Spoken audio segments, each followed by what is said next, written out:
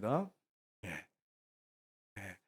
엄마 아빠가 하도 격하게 끌어안아 가지고 애가 놀래 가지고 이렇게 힘들어하는 아이의 모습을 볼 수 있는데, 어떻게 보면 엄마 아빠가 이렇게 우리를 사랑하십니다. 우리가 깊이 생각 안 해서 그렇지, 깊이 생각해 보면 놀라울 정도로 우리가 사랑을 받고 있다고 하는 것입니다. 어떤 분이 어머니에 대해서 공모전에 이렇게 실어 가지고 글을 당선된 게 있습니다. 당선작 보면 이렇게 되어 있습니다. 우리 한번 보시면, 여러분 글씨가 보이시나요? 예. 여기 보면 제가 읽겠습니다. "나에게 티끌 하나 주지 않은 거린들이 내게 손을 내밀 때면 불쌍하다고 생각했습니다. 그러나 나에게 전부를 주는 어머니가 불쌍하다고 생각해 본 적은 없습니다. 나한테 밥 한 번 사준 친구들과 선배들은 고마웠습니다. 답례하고 싶어서 불러냅니다. 그러나 날 위해 밥을 짓고 밤늦게까지 기다리는 어머니께 감사하다고 생각해 본 적은 없습니다." 이게 당선작인데 굉장히 가슴에 저는 와닿습니다. 그래서 여러분과 함께 이제 같이 읽었는데, 제가 이 이제 어버이 주일을 맞이해서 설교를 준비하면서 회개를 참 많이 했어요. 정말 목사로서 내가 부모에게 효도를 한 목사인가 이런 생각해 보니까, 이게 내가 강단에서 설교할 수 있는 자격이 되는 사람이냐, 이런 부분에서 굉장히 하나님 앞에 죄송했고 또 기도하면서 이 자리에 서게 됐습니다.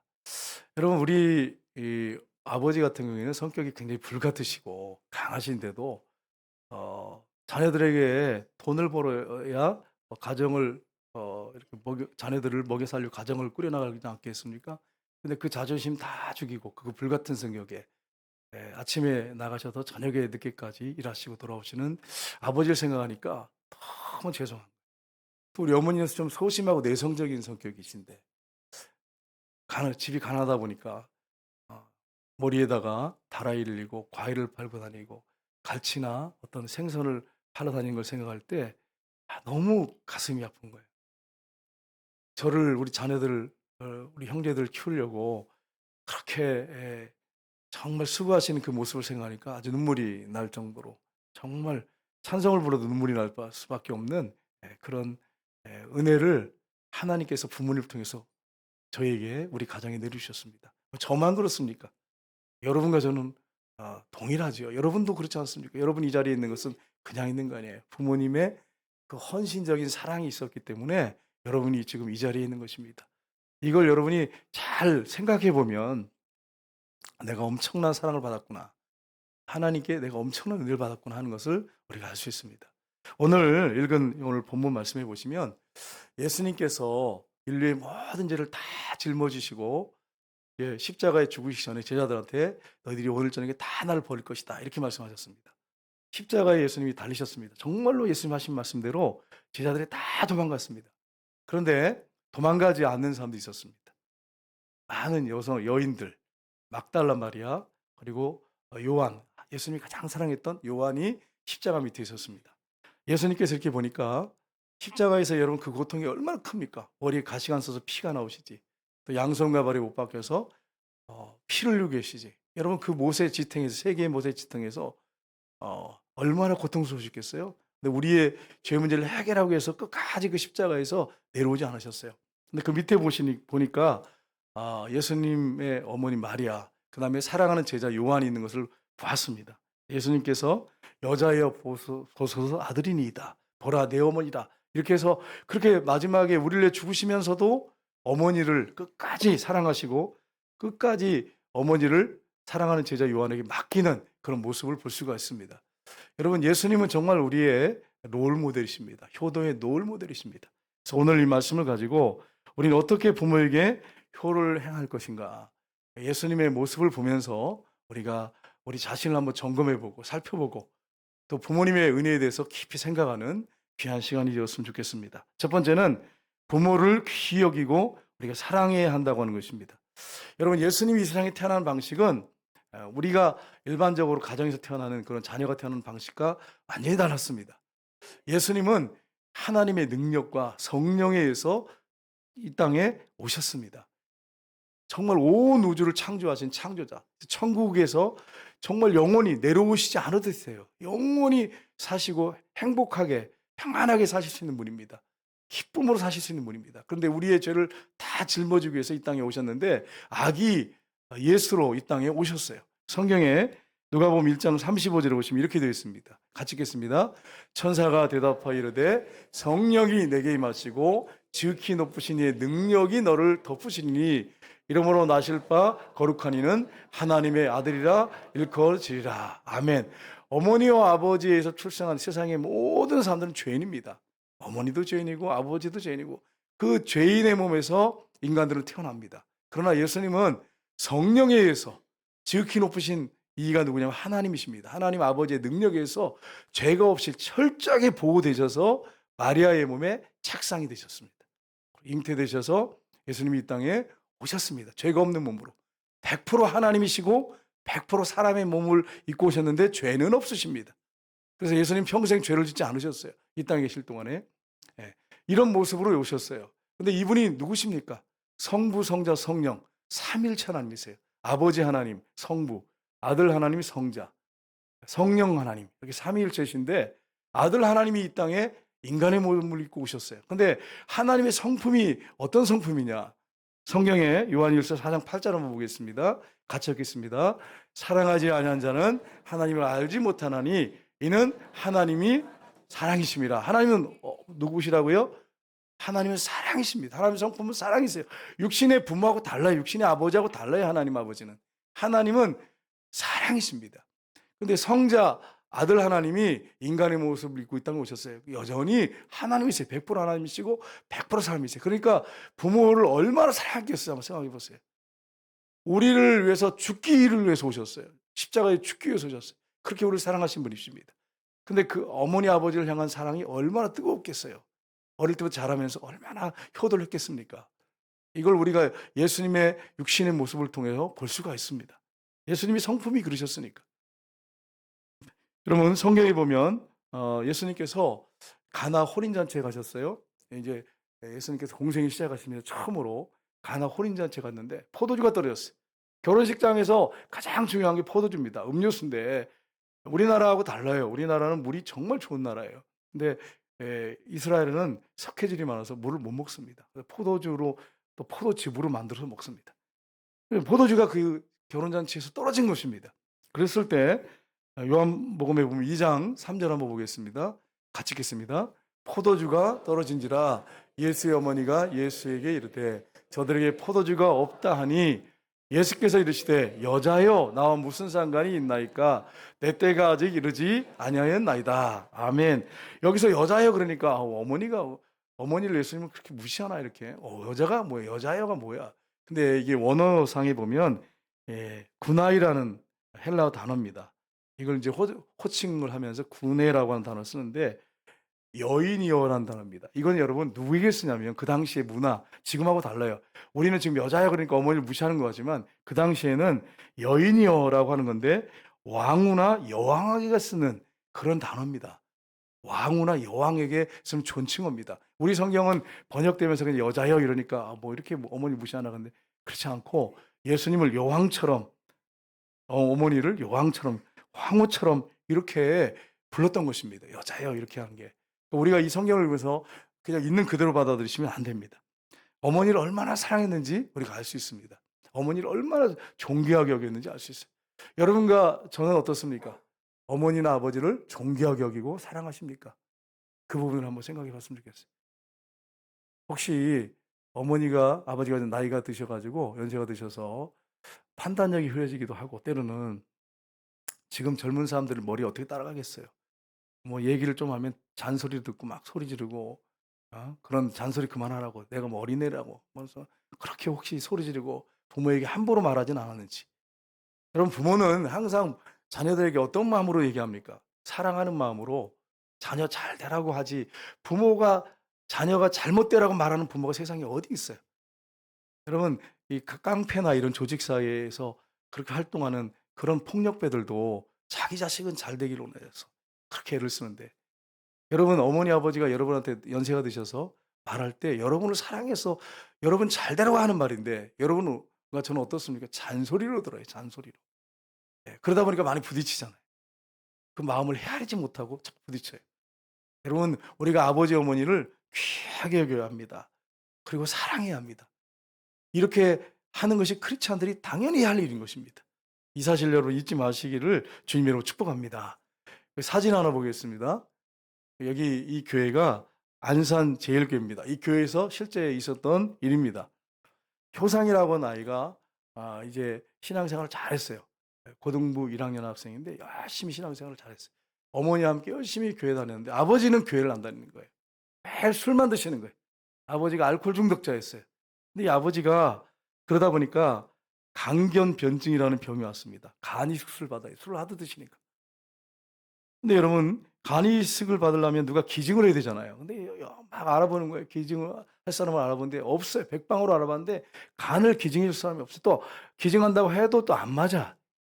그런데 이 호상이라고 하는 고1 학생이 검사를 받았는데 이 기증 조건이 100% 일치했습니다. 고1 학생이 학업을 중단하고 "내가 아버지의 간을 드리겠다."고 그랬어요, 아들이. 고1 학생이. 그래 수술대에 이제 올라가게 되는데 이 학생이 수술대에 올라가면서 하나님 앞에 드린 기도가 있습니다. "주님, 아버지는 예수님을 모릅니다. 그토록 전도했지만 믿지 않으셨습니다. 하나님 아버지, 제가 드린 간 한쪽을 우리 아버지가 받으시고 우리 아버지 영혼을 구원해 주옵소서." 이렇게 기도를 했어요. 그리고 수술을 받았어요. 성도들이 교회 성도들이 감동을 받아 가지고 돈을 모아 가지고 수술비를 이렇게 마련해서 교회에서 주었어요. 예, 수술이 잘 끝났습니다. 아버지가 나중에 이제 회복이 된 다음에 얼마나 감격스러운지 아들이 자기한테 간을 이렇게 이식술을 잘라서 이렇게 이식했다는 게 너무 감격스러워 가지고 그냥 아버지가 바로 교회 등록하셨어요. 그래 신앙생활을 아버지가 열심히 하셨어요. 여러분, 정말 우리가 말로 전도하는 거 중요합니다. 그러나 이것보다 더 중요한 것은 말하지 않아도 정말 사랑하면 부모님을 사랑하고 부모님을 귀하게 여기면 전도가 됩니다. 여러분, 우리가 특별히 며느리 되신 분들 잘 생각하셔야 돼요. 제사 때가 되면 우리는 믿는 사람에게 제사 안 지나잖아요. 우리는 절할 수가 없죠. 왜냐하면 인격체가 앉아 있으면 우리는 1000번이고 10,000번이고 절을 해야 돼요. 부모님이 살아계시거나 정말 그 앞에서 절을 받으실 만한 그런 존재가 앉아 계시다면 실제로 할 수 있죠. 근데 문제는 그렇지 않잖아요. 1 년에 한 번 와서 무슨 뭘 드신다고 합니까? 내 마음 위로하려고 제사하는 거지. 솔직히 얘기해서. 솔직히 깊이 생각해 보면 그렇잖아요. 1 년에 한 번 와서 제사 밥 드시고 가십니까? 어디를 돌아다니시다 그렇게 오십니까? 그때 맞춰 가지고. 그러면 제사 안 지내는 집들은 다 재앙이 내리고 그렇습니까? 아니잖아요. 내 마음이 부모님 보내 놓고 참 미안하고 죄송하니까 크리스찬도 똑같아. 그런 마음이 있어요. 그런데 살아계실 때 잘해야지. 그리고 예수 잘 믿으면 천국에서 또 만나요, 우리는. 그러니까 이 땅에 계실 동안에 우리가 효를 다 해야죠. 여러분, 많은 사람들이 예수 믿는 사람들이 며느리들이 "나 예수 믿으니까 제사 안 지내니까 안 간다."는 거야. 그렇게 하시면 안 돼. 가셔서 절은 안 하지만 정말 가족들을 잘 섬기셔야 돼. 어른들을 잘 섬기셔야 돼. 그래야지 여러분 전도할 수 있지. 그 영혼 천국 인도할 수 있지. 우리가 그렇게 섬기지 않고 그러고서 그냥 가지 않고 그냥 예수 안 믿으니까 나하고 다르다고 이래 가지고 안 가면 그럼 그 영혼 누가 건져할 수 있겠어요. 더 사랑해야지. 더 기도해 주고. 그게 크리스찬들이 해야 할 일입니다. 근데 오늘날 보면 많은 며느리들이 그렇게 하지 않는 분들이 있어요. 안 믿는다고 막 무시하고 그냥 그러면서 명절 때도 안 가고 제사 때도 안 가고 그래요. 여러분 기도 많이 하시고 가셔서 잘 섬기세요. 때가 되면 그 사랑의 마음, 위도른들을 공경하고 귀하게 여기는 마음을 받습니다. 다 알게 됩니다. 예수 믿게 됩니다. 그렇게 사랑으로 섬겨야 하나님 기뻐하신다고 하는 걸 여러분 기억하셔야 합니다. 두 번째는 주님 안에서 부모에게 순종해야 합니다. 성경에 예수님의 이 탄생에 대한 기록이 되어 있고 그다음에 예수님의 영유아기가 기록되어 있습니다. 소년 시절에 12살 때 기록이 성경에 있습니다. 누가복음 2장 51절을 보시면 우리 한번 같이 읽겠습니다. 예수께서 함께 내려가서 나사렛에 이르러 순종하여 받드시더라. 그 어머니는 이 모든 말을 마음에 드니라. 아멘. 여기서 순종하며 받드시더라 원어를 보니까 꾸준하게 계속해서 그렇게 하셨다는 거예요. 언제까지? 30세까지. 공생에 시작할 때까지 계속 그렇게 순종하면서 받으셨어요. 여러분 성경에 보시면 우리가 아까 가나안 혼인잔치 잠깐 봤잖아요. 예수님 가나안 혼인잔치에 갔는데 포도주가 떨어진 거예요. 그래서 어머니가 "포도주가 떨어졌다." 이렇게 하니까 "여자여 이게 나하고 무슨 상관입니까? 상관이 있습니까? 내 때가 이르지 않았습니다." 이랬잖아요. 우리 한번 4절로 한번 볼까요? 같이 읽겠습니다. 예수께서 이르시되 "여자여 나와 무슨 상관이 있나이까? 내 때가 아직 이르지 아니하였나이다." 그의 어머니가 하인들에게 이르되 너희에게 무슨 말씀을 하시든지 그대로 하라 하니라. 아멘. 어머니가 예수님께서 아직 때가 되지 않았습니다 라고 얘기하는데 하인들한테 어머니가 뭐라고 합니까? 가서 무슨 말씀을 하시든지 어떻게 하라고요? 그대로 하라. 이게 무슨 말입니까? 어머니는 예수님이 잘하시면서 어머니를 뜨겁게 사랑하고 어머니의 말을 한 번도 대꾸하거나 불순종한 적이 없어요. 다 순종했어요. 그러니까 예수님이 때가 아닙니다라고 하셨지만 순종할 걸 아셨어요. 그래서 하인들한테 가서 너희 예수님이 무슨 말씀하시는지 그대로 해라. 예수님이 평생 그렇게 사셨잖아요. 그러니까 알잖아요. 30세까지 그렇게 섬긴 거 알잖아요. 순종한 거 알잖아요. 무슨 말씀하시는지 그대로 할 거 아셨어요. 믿었어요. 그래서 예수님께서 어떻게 합니까? 그 물 하인들한테 떠다가 항아리에 채워라. 아구까지 채워라. 6 돌 항아리에다가 물을 가득 채웠습니다. 떠다가 연회장에 갖다 줘라. 줬는데 맹물이 포도주로 바뀌는 놀라운 기적의 역사가 여러분 가나안 혼잔치에서 처음으로 일어났습니다. 그래서 예수님이 바로 하나님의 아들이시고 이 땅에 오실 진정한 메시아라는 사실을 확실하게 보여주셨습니다. 여러분 예수님이 이렇게 부모에게 순종했어요. 우리는 어떻습니까? 우리는 부모에게 순종하고 있습니까? 저는 이제 어릴 때 기억에 우리 아버지가 굉장히 엄해 가지고 그 엄하시니까 뭐 말 잘못했다가 또 혼나니까 억지로 한 거지 어떻게 깊이 들어가면. 물론 존경해서 하는 때도 있었지만 그렇게 했어요. 근데 요즘에는 그렇지 않습니다. 여러분 아시잖아요. 요즘 젊은 사람들은 부모를 우습게 여겨요. 부모에게 순종하지 않습니다. 똑똑한 거 얼마나 똑똑한 자기 똑똑한 걸 드러내는지 몰라요. 말도 함부로 하고 막 그래요. 또 이 초등학생들 같은 경우에 더 심해요. 중학교 올라가면서 점점 심해지는 것을 볼 수 있습니다. 여러분 우리가 주의 교훈 관계로 잘 가르쳐야 합니다. 우리가 가르치지 않으면 안 됩니다. 근데 많은 경우에 보면 요즘 아이들 갖다가 완전히 그냥 부모님들이 이 젊은 사람들이 그냥 막 기 살린다고 방치해 가지고 애들이 자기만 알아. 아주 이기적으로 변해 버려요. 그 부모님 나중에 이렇게 되면 대접 못 받습니다. 여러분이 자녀들 갖다가 기죽인다고 주의 교훈과 훈계로 양육하지 않으면 나중에 여러분 자녀들한테 큰 어려움을 당하게 됩니다. 예전에 어떤 아버지가 있었는데 아들을 못 낳았다가 오랜 세월 동안 못 낳았다가 아들을 낳으니까 너무 사랑스러워 가지고 애가 코를 흘리면 이거 혓바닥으로 핥아줬어요. 지저분하잖아요. 그죠? 근데 얼마나 사랑하면 그렇게 했겠어요? 그래 가지고 얘가 막 걔만 띄워주는 거예요. 나중에 공부를 시켰는데 아버지가 문 앞에서 기다리고 있었거든요. 대학교 앞에서 기다리고 있었는데 지나가다 친구하고 얘기하는데 아버지가 "얘야." 그러는데 우리 집 머슴이라고 이렇게 했다는 거예요. 종이라고 했다는 거예요. 여러분 우리가 주의 교훈과 훈계로 양육해야 합니다. 그렇게 하지 않고 그냥 사랑만 준다고 자녀가 되는 게 아니고 주의 교훈과 훈계로 양육하셔야 돼. 사랑은 부드럽고 따뜻한 것만 사랑이 아닙니다. 엄한 것도 사랑입니다. 엄한 사랑이 있고 따뜻한 사랑이 있습니다. 이 두 가지가 같이 해야 되는데 요즘에는 부드럽고 따뜻한 사랑만 가르쳐요. 그래서 그냥 기살린다고 그냥 오냐오냐만 해주니까 아이들이 아나무인이 돼버리고 말았어요. 여러분 이 부분을 잘 생각하세요. 우리 젊은 부모님들 잘 생각하세요. 자녀들을 어릴 때부터 주의 교훈과 훈계로 잘 양육하기를 주님이 너에게 이렇게 하기 원하신다. 잘 양육하셔야 돼. 안 그러면 여러분 나중에 걔네들이 크면 부모님 완전히 무시해 버립니다. 종축해 버립니다. 이걸 여러분 기억하셔야 돼요. 하나님 말씀으로 잘 양육하셔야 돼요. 여러분 사진 한 장 보겠습니다. 사진 한 장 보시면 예. 여러분 누군지 아시겠습니까, 여러분? 모르시겠죠? 이 조지 워싱턴 미국의 초대 대통령입니다.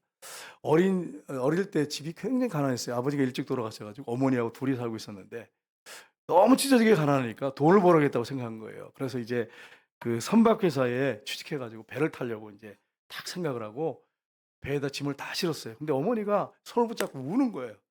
우는 거예요. "아들아 제발 부탁인데 가지 마라.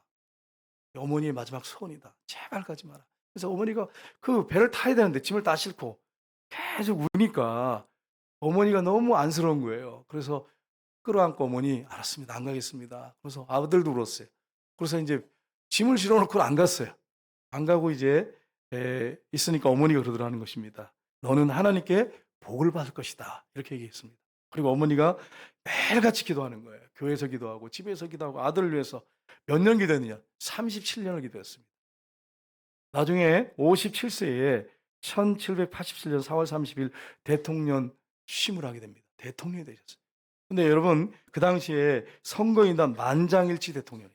지금까지 만장일치 대통령이 없어요. 근데 선거인단 만장일치 대통령이 됐습니다. 당선이 됐습니다. 그리고 임기를 2번이나 연장해서 8년을 했습니다. 어머니의 말을 순종하고 어머니가 37년 동안 그렇게 아들을 위해서 눈물로 기도했어요. 여러분 그렇습니다. 부모의 눈물의 기도는 자식을 앞으로 훌륭하게 하나님이 세우는 정말 우리가 눈에 보이지 않는 엄청난 일을 하고 있는 게 바로 기도입니다. 눈물의 기도입니다. 여러분 자녀들한테 돈만 주려고 생각하시면 안 돼요. 자녀들을 위해서 눈물로 기도하셔야 돼요. 그래서 그게 1년, 2년, 3년, 4년 쌓이면 10년, 20년 쌓이면 하나님이 그 자녀를 기름 부으시고 축복하십니다. 제가 우리 교회에 이렇게 보니까 아버지 어머니가 교회 신앙생활하면서 자녀를 위해서 눈물로 기도하는 가정이 계속해서 근데 안 될 것 같은데 자녀가 잘 되더라고요. 처음 예수 믿으면요 맨 땅에 해당한 것처럼 너무나 힘들어요. 근데 부모님들이 기도를 많이 해놓은 가정들 보면 잘 돼요. 제가 이제 구미 지역에 이제 목사님이 어떤 분인데 제가 볼 때는 진짜 아니오셔요. 저는 목사가 아니 물론 저도 자격이 안 돼.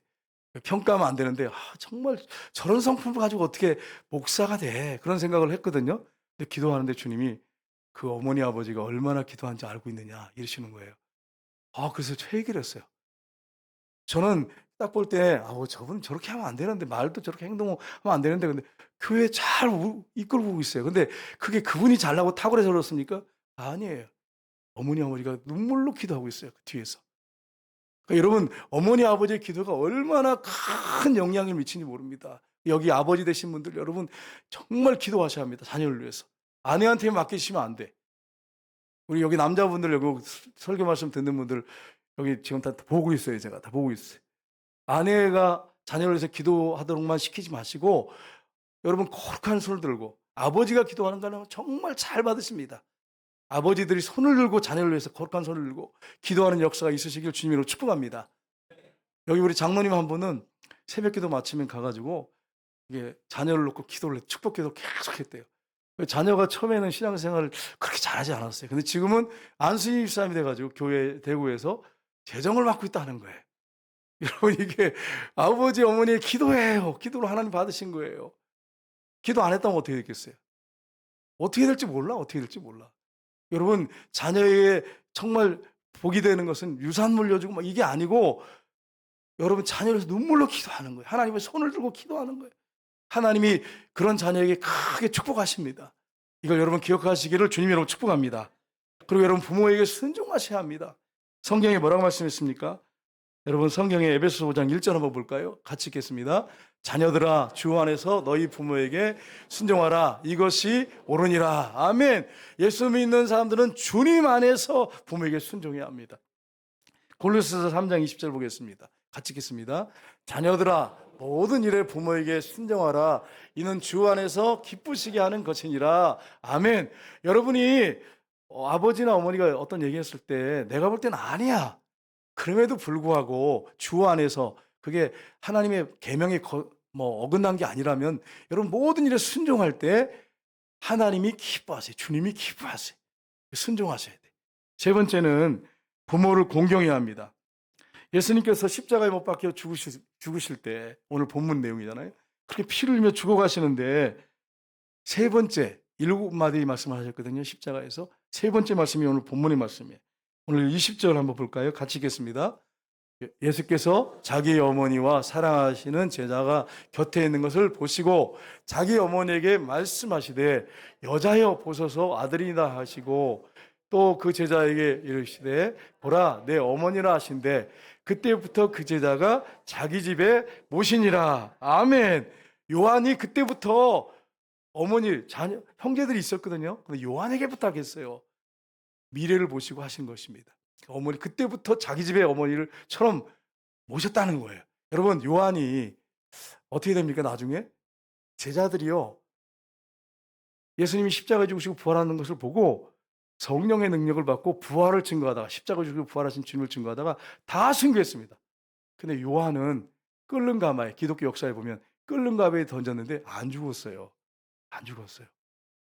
그래 가지고 밤모섬에 유배를 보냅니다. 정말 하나님께서 장수하게 하셨어요. 그래 가지고 끝까지 마리아를 책임지고 마리아가 죽을 때까지 돌봐줬어요. 그리고 노년에 90세 넘어서 밤모섬에 유배돼서 기도하는 가운데 환상 가운데 하늘 문이 열리고 하나님께서 미래의 일을 다 보여주셔 가지고 기록한 게 요한계시록입니다. 제자들은 다 승계했는데 요한은 마리아를 끝까지 돌보고 그리고 장수 최장수에 산승계한 거죠. 어떻게 보면 이게 성경의 기록입니다. 성경이 부모에게 효도하면 부모를 공경하면 하나님께서 약속하신 게 있어요. 출애굽기 2장 12절 보겠습니다. 같이 읽겠습니다.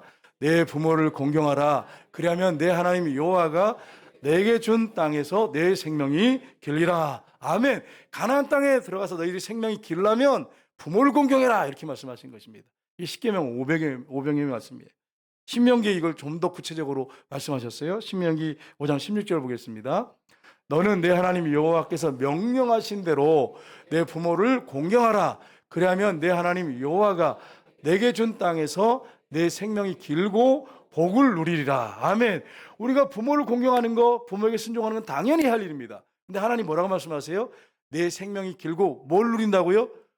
복을 누리리라. 복을 주시겠다는 거예요. 여러분, 우리가 마땅히 부모 섬기는 건 당연한 거예요. 당연한 거예요. 근데 하나님이 복을 주신대요. 십계명 두 돌판이 있는데 인간을 향한 말씀, 인간들과 관계 가운데 주신 두 번째 돌판, 첫 번째가 내 부모를 공경하랍니다. 약속 있는 첫 계명입니다. 다른 것들은 약속이 없어요. 축복이 없어요. 지켜라, 하라, 하지 마라 이렇게 하셨어요. 근데 여러분, 부모 공경에는 약속을 주셨어요. 내가 땅에서 잘 되고 복을 받을 것이다. 이렇게 말씀하셨어요. 약속을 주셨는데 우리가 당연히 할 일인데 하나님 복까지 주신다고 하니까 얼마나 감사해요. 부모가 얼마나 귀한지를 하나님이 우리에게 분명히 보신 거예요. 여러분, 하나님께서 부모를 통해 대리자로, 하나님 대리자로 여러분에게 주신 거예요. 그래서 여러분, 하나님 되시는 부모님이 여러분을 맡아서 키웠어요. 근데 부모가 온전한 부모가 아닙니다. 죄성을 갖고 있는 인간이기 때문에 우리가 볼 때 부족한 게 있습니다. 그러나 하나님이 세우셨어요. 그 권위를 인정하고 부모에게 순종하고 공경하면 하나님이 그 자녀에게 복을 주십니다. 하나님을 인정하기 때문에, 하나님 주권을 인정하기 때문에 그렇습니다. 여러분, 성경 에베소 6장 2절 3절 보겠습니다. 같이 읽겠습니다. 내 아버지와 어머니를 공경하라.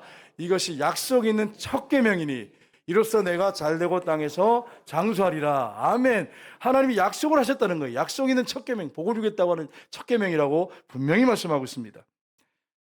두 아들도 어머니가 있었습니다. 큰 아들은 사업을 해서 돈을 많이 벌었어요. 집도 막 으리으리합니다.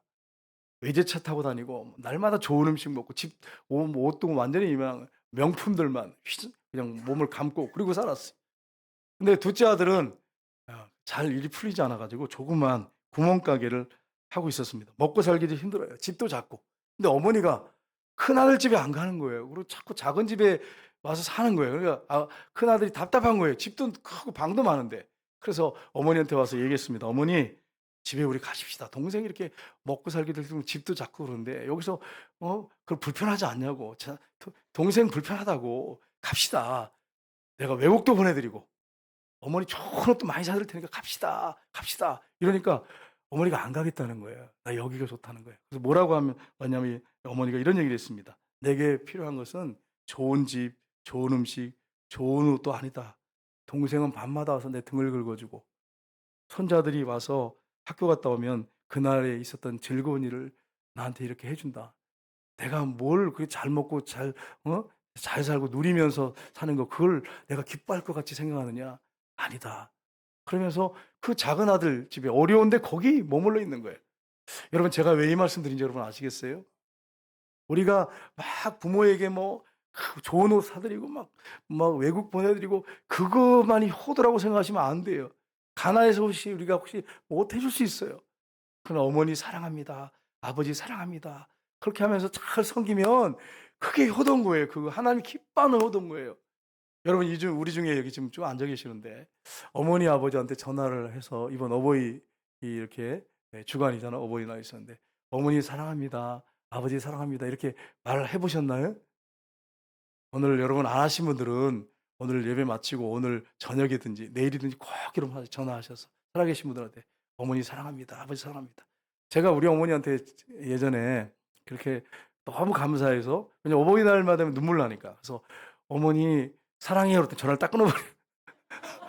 이게 안 했던 거예요. 안 하니까 이게 습관이 안 돼 가지고 전화를 끊어 버려요. 우리 아버지도 마찬가지예요. 그러셨어요. 그러다 이제 제가 "어머니 사랑합니다." 그러니까 그 후에 인제 이게 적응이 되셨는지 "나도 사랑한다." 이러면서 그다음에 하더니 "여러분 한번 해 보세요." 딱 끊어 버립니다. 그래서 "어디 아프냐?" 그러면 "뭐 일이 있냐?" 우리가 안 해서 그래, 안 해서 그래. 여러분 표현하셔야 합니다. 어머니, 아버지 사랑합니다.